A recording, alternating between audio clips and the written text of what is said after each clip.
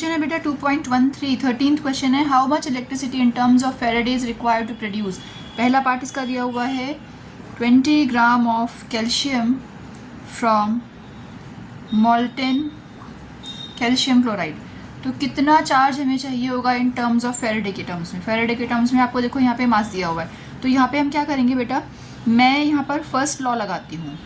First law लगाती हूँ Faraday का, क्या है वो, mass is equals to G into charge, और mass is equals to electrochemical equivalent constant होता है ये आई इंटू टी।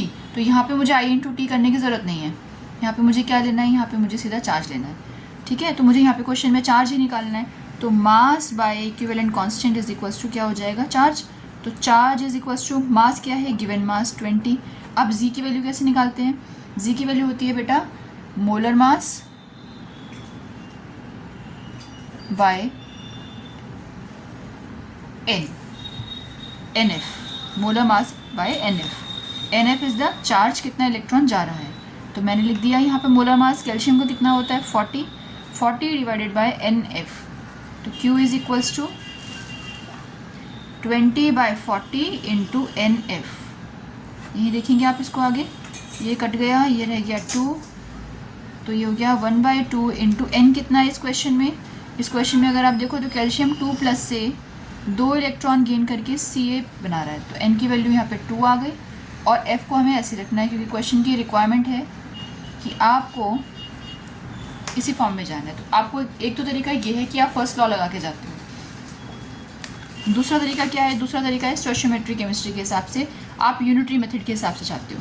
वो मेथड क्या है, वो भी आप देखो कि अगर स्टैंडर्ड रिएक्शन के हिसाब से हम देखें तो 40 ग्राम ऑफ कैल्शियम आयन को रिड्यूस होने के लिए 2 इलेक्ट्रॉन की ज़रूरत पड़ रही है। तो 1 ग्राम कैल्शियम आयन को रिड्यूस होने के लिए कितनी की ज़रूरत पड़ेगी, 2/40। यस, और अगर आपसे बोला जाए क्वेश्चन में कि 20 ग्राम कैल्शियम है आपके पास, तो कितना चाहिए होगा, 2/40 इंटू 20। तो यहाँ से जो आपको वैल्यू मिलने वाली है वो भी आपको 1 मिलने वाली है, 1 इलेक्ट्रॉन। तो चार्ज कितना हो जाएगा, NF, दैट इज़ 1 फेरेडे। तो एक तरीका बेटा ये होता है, और एक तरीका होता है कि आप फर्स्ट लॉ अप्लाई करके इस क्वेश्चन को आगे सॉल्व करते हो। ठीक है, चलिए इसके सेकंड पार्ट को देख लेते हैं आप। सेकंड पार्ट इसका है, क्वेश्चन से second part, 40 gram aluminium from 40 gram aluminium from Al2O3। अब एल्यूमिनियम का रिडक्शन हो रहा है, तो एल्यूमिनियम 3 इलेक्ट्रॉन गेन करके एल्यूमिनियम बनाएगा। तो यहाँ पे मुझे n की वैल्यू मिल गई 3। इसका मोलर मास कितना होता है, 27 होता है इसका मोलर मास, 27 ग्राम पर मोल के हिसाब से। गिवन मास कितना दिया हुआ है मुझे, 40 ग्राम दिया हुआ है। तो मैं फर्स्ट लॉ लगाती हूँ। फर्स्ट लॉ क्यों लगा रहे हैं मैम, दूसरा वाला मेथड तो ज़्यादा इजी था बेटा। फर्स्ट लॉ लगाओगे तो आपको ये लॉ भी याद हो जाएगा, वो तो स्टोइचियोमेट्री केमिस्ट्री का पार्ट है जो आप 11th में पढ़ते हो, लेकिन ये आपको क्वेश्चन सॉल्व करने में हेल्प करेगा और आपको ईजिली याद भी हो जाएगा फॉर्मूला। तो M इज इक्वल्स टू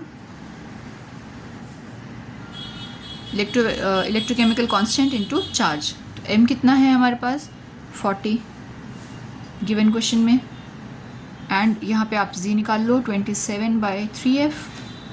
तो हमने लिख दिया नीचे इसकी, Z is equals to charge, और charge is equals to 40 into 27, 40/27 into 3F। ठीक है, इसको आपने सॉल्व किया, और सॉल्व करने के बाद आपको जो आंसर मिलेगा वो मिलेगा 4.44 फेरेडे।